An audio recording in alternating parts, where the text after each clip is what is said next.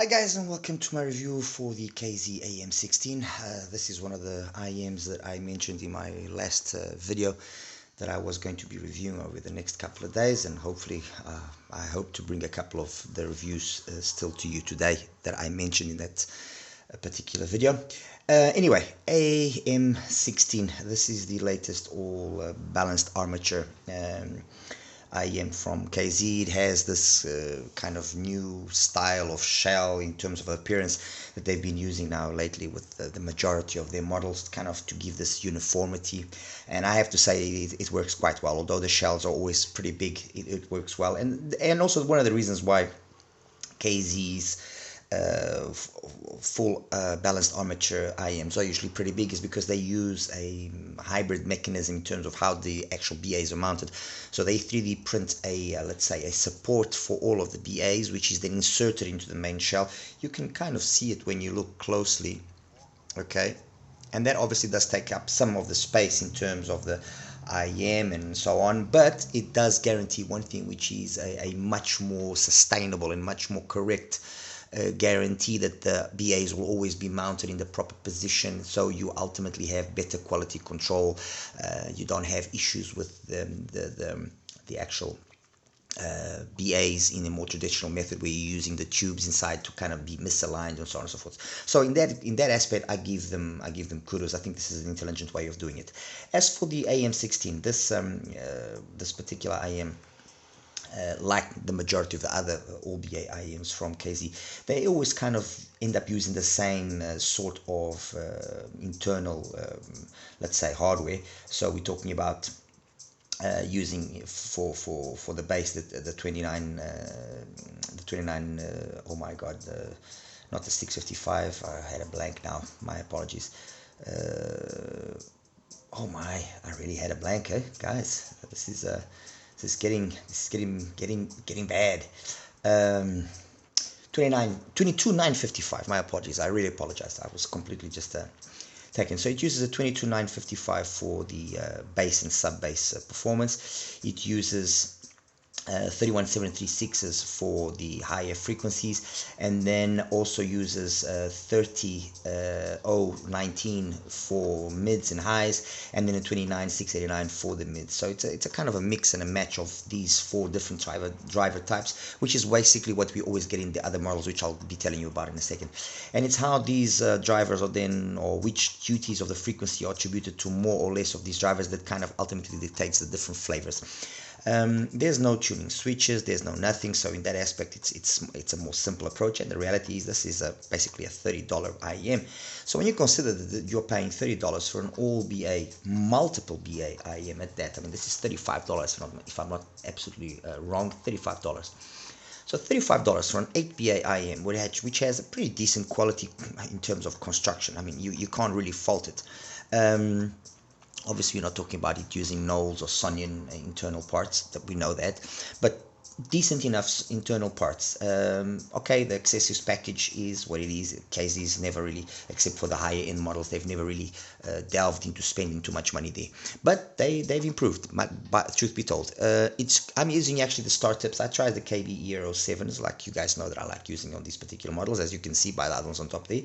And honestly, these ones work perfectly. They measured basically the same. I'll show it to you in a second. So no need to really go out and buy any more tips.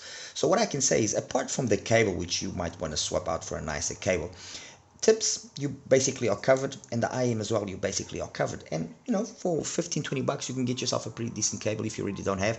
So there's really not much that you can point in terms of not excellent value for money. And that's why I alluded to the fact in my previous video that when you consider the price that this costs, which is single DD money, and if you're looking for an all BA experience, this is definitely without question, in my opinion, in my humble opinion, the best all BA IEM you can find out there right now. I mean, hurt who it hurts, whatever. I seriously, there is nothing that even comes close to what this can offer at this value. Yes, there are other pretty decent all BA IEMs. Yes, you have some single BA IEMs which are pretty impressive in their value, and or rather in their sound, but it all comes down to value for money, what you are getting, and what does it perform like, okay?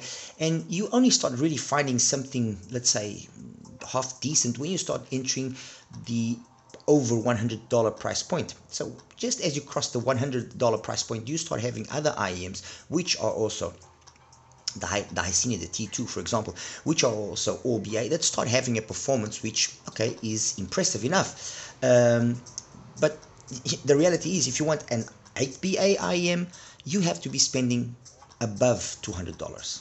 Okay, if that's your thing, oh, I want 8 BAs because for me the number is important. The more the merrier. Fine. Then you're gonna have to be spending over $200. And when you start taking those IEMs and you compare it with what the AM16 can offer, guys, you're really not going to make very much of an argument. Fine, you can nitpick and say that this has got too much bass and it doesn't clean up the... Trust me, when you consider that back 5 years ago, when you tried to find something this cheap, you couldn't. And what was available at the time in terms of the cheaper OBA IMs, you know, some stuff as well from KZ and also some stuff from TRN, those IMs comparatively here with the AM16 were, again, for lack of a better word, garbage. That's the truth, and this is the reality that I think we must come to grips with. KZ has improved monumentally. They have always had the ability to do it, they just didn't have the desire, and they have now understood that yes, they have to give products which are really worthwhile. I mean, I've just been listening to a single DD IM which I'm going to be reviewing as well now, something from CCA, and let me tell you something, impressive, very, very impressive. I have some questions about the IM's origins, but tell me, I'm telling you right now, impressive. The new CCA, very, very nice stuff, very nice stuff. And again, when you consider the price, but anyway, that's neither here or there. What is important is here the AM16. Like I said, it uses this combination of drivers, which we've seen some of them being used already as well in the, and I'll actually introduce the other IMs here.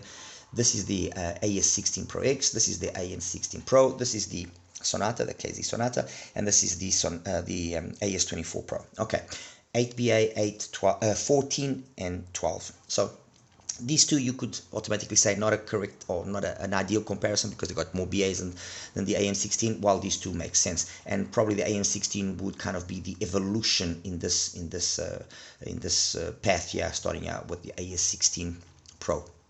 Obviously, there have been older models, but I've started off here with the AS16 Pro.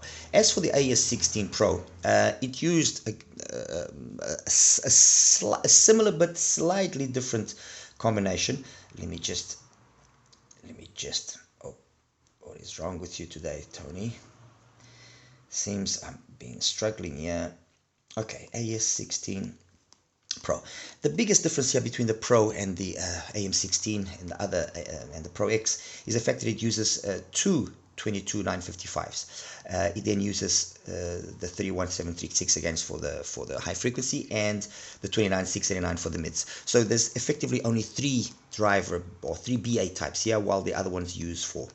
The one thing that the AS16 Pro, I will say, does surpass the AM16 is because of the fact that it's using 2 BAs in the bass department.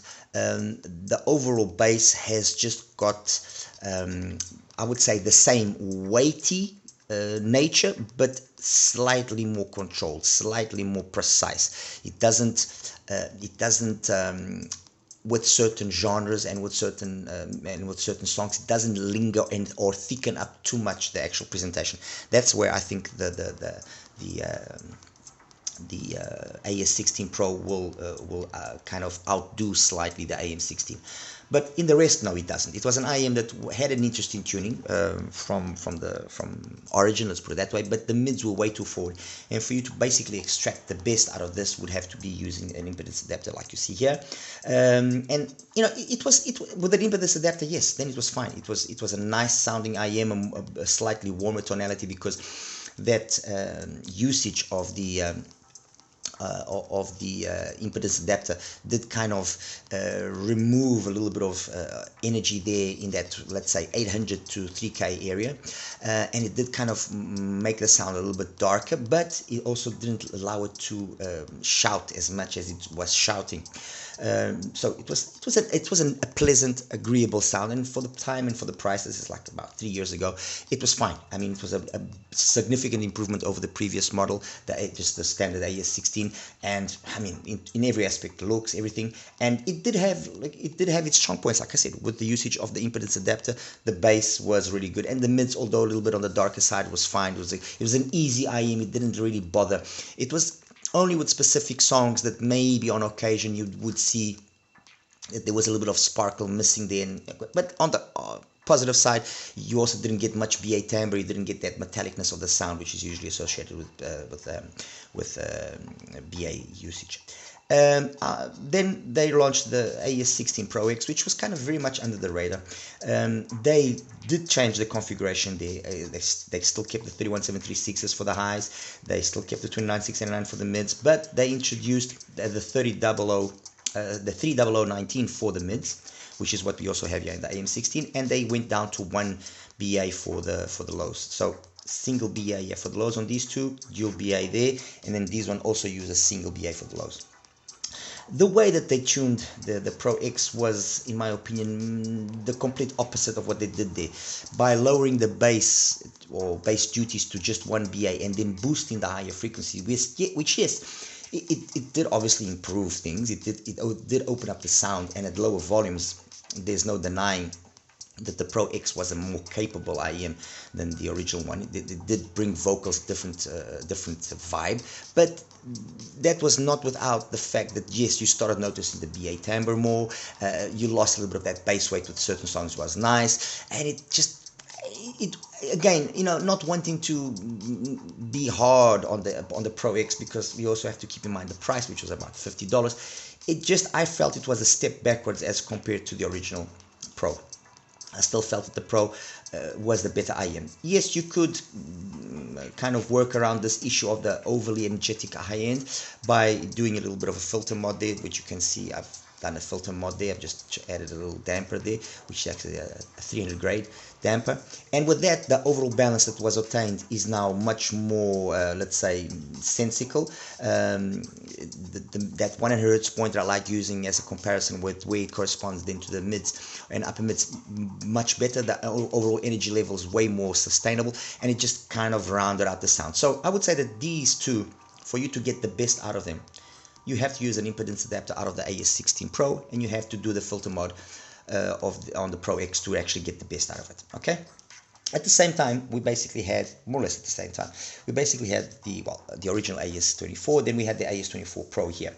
The AS24, in essence, used the same kind of configuration in terms of number of models of BAs as the Pro X. So we got the 22689 and so on and so forth. Where they kind of increased the numbers was in the 31736s. So you had a lot more 31736s to help out with the duties of the higher frequency.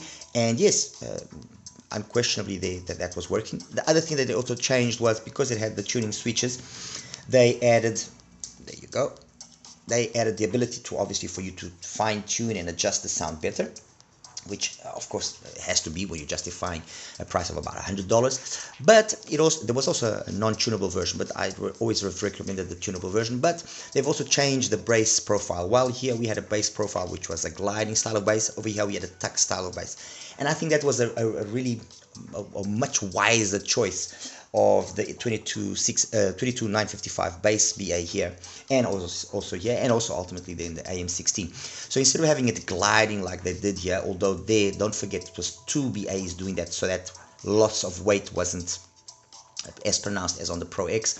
Over here, doing that tucked in style of bass allowed it to give more bass frequency below a certain more bass energy below a certain frequency, without it lingering too much or just muffling up then the mids and the highs and so on and so forth. So AS24 Pro, in my opinion, and not wanting to jump ahead, probably overall, okay, putting price aside, the most sensible one to buy.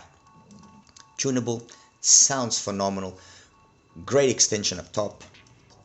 I mean, really, really very, very nice, without question. The Sonata brings a bit of cable, adds 2 more 31736s for the high frequencies, but basically gives us the same sort of tuning with a little bit more extension past 10K. So those that are not hard of hearing like I am, you will notice that. Sound-wise, comparing the two, yes, this is marginally better than the Pro. The Sonata, in my opinion, in my humble opinion, is marginally better than the AS24 Pro. Also, the tuning switches, the same thing. It's basically the same IM, okay? Does it justify the extra $40, $50 depending on where you're buying it from? In my opinion, no. I think the Pro does enough. The AS24 Pro does enough to justify its price and to justify it being the one that makes more sense monetarily as compared to the Sonata. Finally, and as you can see, in terms of the shell construction, everything is always basically the same. Yeah, between the AS24, the Sonata, AM16, always a very nice looking shell. It just looks the business. AM24. As I said, it kind of follows the same. I would say. I wouldn't say follows the same. The AM24 has obviously its own little, let's say, nicks and picks or quirks or whatever. But I would say the AS24 very much follows the tuning of, sorry, the AS24 again. My apology, guys. It's so many IMs, you kind of gotta get a little bit confused at times. Let me just, okay, I've got the right graph so I don't mess up now. Okay. AM24 basically follows the same tuning style as the AS24 Pro. What does that mean? It means that the extension past 10K is not as much as on the Sonata. So we have basically the same extension past 10K from about 200 Hertz all the way to 8 kilohertz where that coupler related peak happens. They are very similar. Where does the change occur? It's in the monstrous amounts of bass that the AM16 then introduces below, I would say, 150. There is a difference between the two of them. So between the AS24 Pro and the AM16, we are talking about a bass difference of 8 dBs. Okay, and that 8 dB difference starts at about 60 Hertz below and it starts tapering down. At 100 Hertz, we are talking still about a bass difference between the one and the other of roughly 4 dBs, and then it subsides. At 200 Hertz, they're basically the same.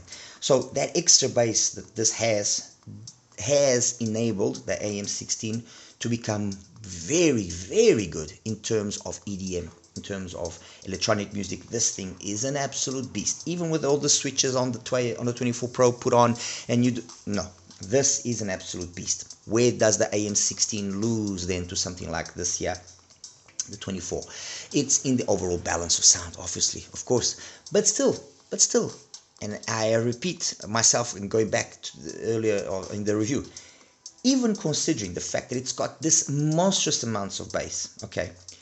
The same way that we can always give it a little bit more to compensate for some deficiencies, but nowadays with the dongles that are available and all the equipment that is available, you can easily just tune down the bass slightly on here, okay, and get an experience which is going to be very, but very, very close to the AS24 Pro. This is the reality, guys. In a nutshell, this is the reality, and that's why I said this is the best value for money IM in terms of an all BA IM that you can get from any brand. I honestly do not know of another brand that has offered an IM below $50 with this configuration, a similar configuration. Okay, I'll accept 6 BAs. Give me a 6 BA IM that from stock is capable of doing what this is doing, okay, and that will sound as good as this and cost under $50. If anybody knows of one, please let me know, and I'll do my best to actually buy it and review it and compare it. I really will. Otherwise, the reality is this: AM16 is a ridiculously good IM. Monstrous bass. So if you bass lovers out there, you want.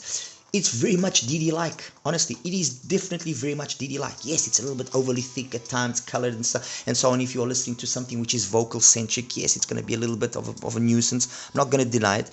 But if you are listening to EDM music, phenomenal. If you're going to go and listen to Unconditional by Soul Persona, yes, you will notice it's a little bit overly thick. If you're going to listen to Swept Away by Carol Duboc, the same thing. You're going to be listening, I mean, Sentimental Mood, yeah, you're going to notice a little bit extra huskiness, not huskiness or thickness to her voice.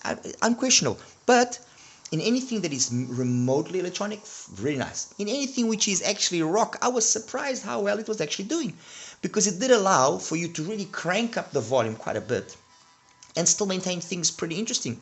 Again, very an interesting, let's say, an interesting result of all the amount of all the bass that it has. Because don't forget one thing, if we are talking about a BA with this kind of monstrous bass, it's different than talking about a DD with this sort of monstrous bass. I mean, just for you to put things in context, we are talking, so 67, 84, we're talking 70 dBs of bass from the lowest point of the bass on the AM16 to the highest point of bass, which is about 40 hertz.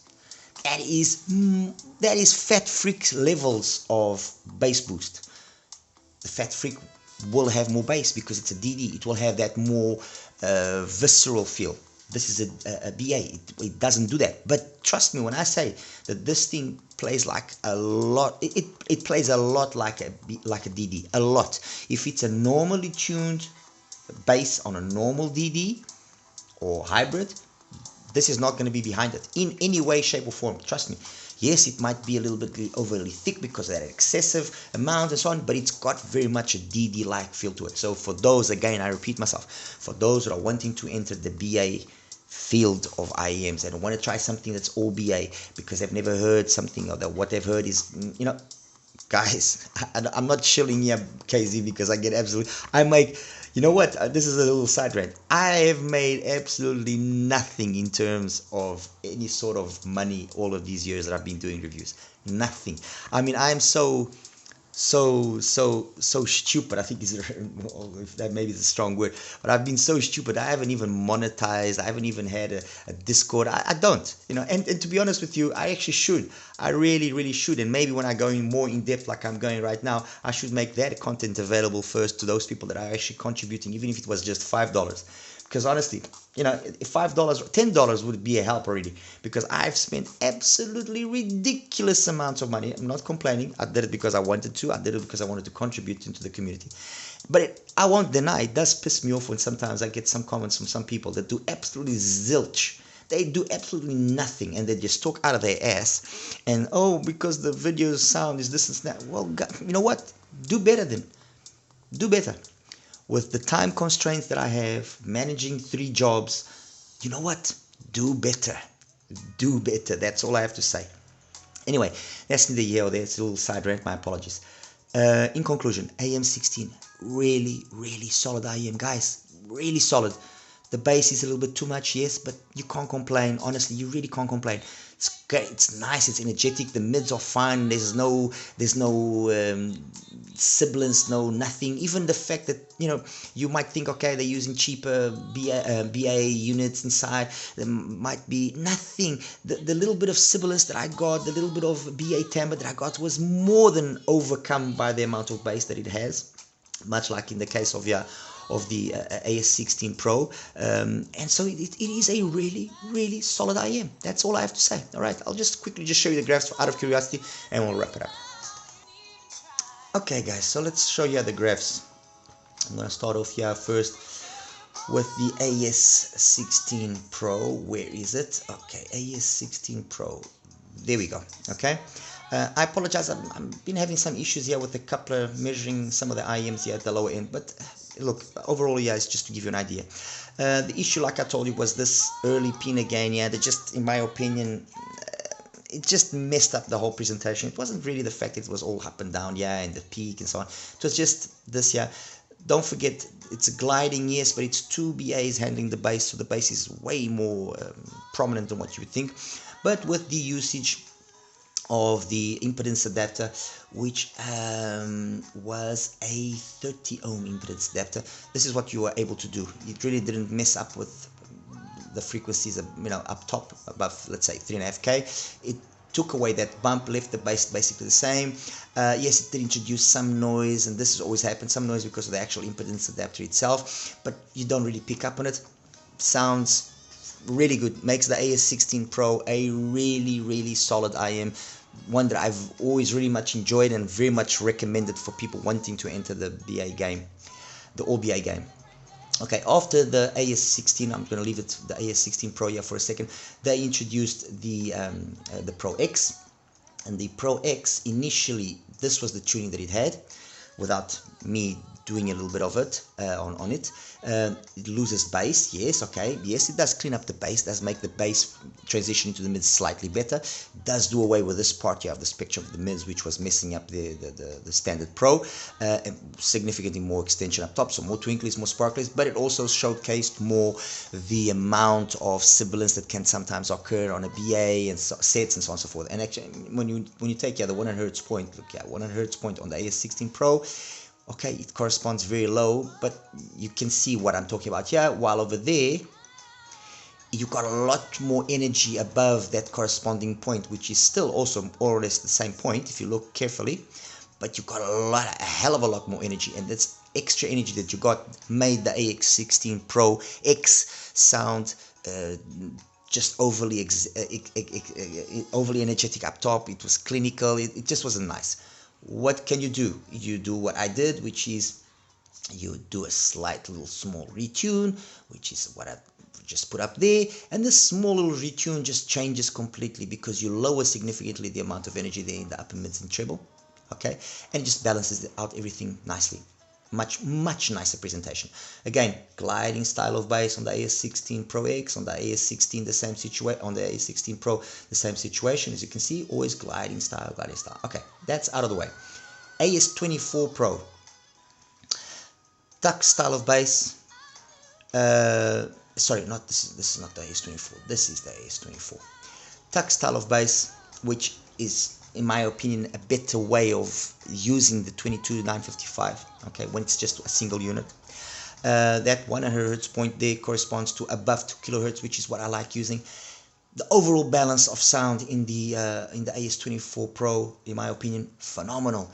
A really solid IM, one that I honestly, when I want to listen to an all BA IM, this is one of the few IMs that I truly go and pick up. I love listening to it. I love listening to my T800 from AudioSense. I love listening to my T4 for my senior, my EPZ 530. Love listening to it. Really, all of them solid all BA IMs. AS24 Pro, great bass, mids, everything. It's got kind of a little bit of a meta going on there, over there. Really nice. The 24, sorry, the Sonata, which is basically the 24 with the extra 2 BAs, more extension up top there. See, more extension up top. Okay, that's it. Otherwise, same sound. Phenomenal sound. All right, enter now finally the AM24. AM24, okay, with the stock tips, AM24 with the KB ear tips. Same thing. Honestly, same thing. A little bit of a mismatch there, but it was just because of the tip itself. So I'm going to leave out the KB Euro 7 tips. This is the AM16. AM16, if you look here compared with the AS24 Pro, basically very similar across this whole area here. Very similar. Very similar. You can't really distinguish between the two of them. The 24, yes, is superior. There's more detail up top. There's more information up top. Although the graph, you wouldn't lead to believe that. But don't forget, you don't have as much of that monstrous, crazy amounts of bass from behind. This is Godzilla level bass. Yeah, okay. But the truth is this: the AM24, the AM16, it works. It sounds great. I mean, okay, 100 Hertz point there where it corresponds. Yes, it's all below. It's a darker sounding IM, but it's not as dark as you would think. First of all, because not all songs or not all music has a lot of information down there. But it gives electronic music like dub style, gives it a phenomenal presentation. Really good. Honestly, really good. It's only with vocals, female vocals especially, that you might find them overly done, overly thick. But like I said again, just take an EQ, bring it down a notch, and for 35 bucks, sorry, guys, you can't complain. Please don't nitpick. It's not fair to nitpick when you are given this level of ability at this price. All right, guys, as always, like and subscribe. Any questions, please feel free to ask me. All right, you take care now. Bye-bye.